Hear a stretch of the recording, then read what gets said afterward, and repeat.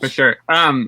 I don't know if you guys talked at all this week yet about Raw or anything, but it seems that with these writing changes and front office changes, that once again, it seems like with Heyman out of the writing picture, the push that was there for Andrade seems to be dwindling down. And it seems like now maybe even Garza, they might be kind of just getting shoved off to the side a little bit. What do you? I don't see it like that. What do you mean they get shoved? They're still involved in like storyline. Like shoved off means shoved off is when they take you out of a story. If you're taken out of a storyline, like you're in a storyline and 1 week you're not on TV. That's their deal. But they're sticking them on TV because they're, and plus they still got the girls who are interested in them. It's like their deal, you know. I guess what I haven't. Let's be honest. Dominic Mysterio took their spot. Period. Well, I mean, it's like that's like, you know, Vince likes Dominic. That's his new pet thing. Like, you know, he's got these Latino guys and stuff. But Dominic is his guy right now. That's his pro. Anything they had planned for Andrade, Vince obviously. You've heard about Vince.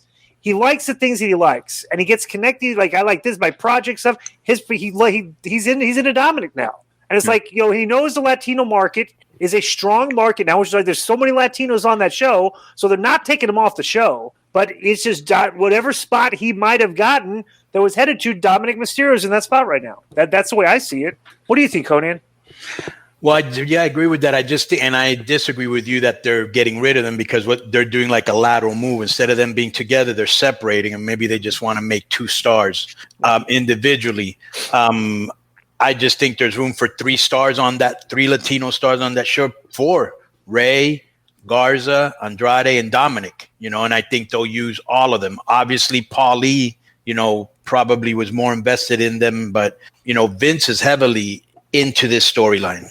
Yeah, and plus 2, you also have Lucha House Party on the show. But they're on SmackDown. They are on SmackDown? Well, either way, whatever spot they have, those NXT guys are just ready to step in there at any moment. They could bring them up next week, and those guys are in that.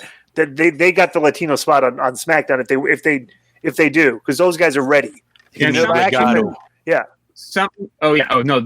guys are great. If something's going on with Lindsay, I don't know what. He's been teasing something on his social media just today about like saying goodbye, but I don't think it's, you know, a leaving thing. He had his mask in one of those pictures where, you know, it's the back of his head and he's holding his mask and saying goodbye. So I don't know if there's a gimmick change or an angle change or something coming with Lucha House Party. But no, obviously I'm all for it. I think there's a ton of Latino talent there. It'd be great. Garza's, you know, obviously got major potential. And it's good. I'm glad if with kind of what I was hearing or seeing from analysts about Andrade is wrong. So, who are you considering analysts? Here's another thing too. What analysts are you? Wait, what analysts are you referring to? I think that was actually what I listened to with Meltzer the other day. Dave Meltzer. Surly Dave Meltzer. I think on Saturday, Dave Meltzer. I think I was listening, and I think that was Dave's take, because I haven't watched the last couple of weeks. So that was Dave's take. I think was that maybe Andrade, you know, and I guess also they're moving Zelina to wrestle and moving her away from managing. And so, but they don't have any Latino wrestlers on Raw, right? Females, no, right? No, they're all on the other shows, right? Yeah, so there's no really any other Latinas. There's one, Mercedes Martinez, and she's in NXT. That's about it. Yeah. They're all really they're actually all in AEW. Yeah, that's true. That's true. AEW's.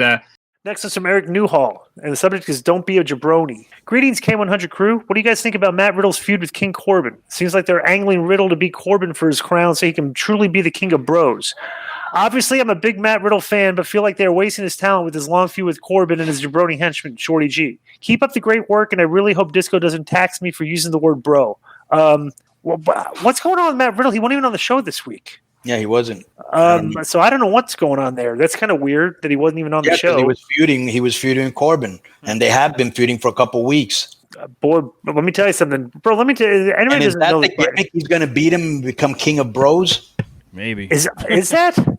Yeah, I can't. That's not the angle, is it? Really? I think so. The king of. Oh my god.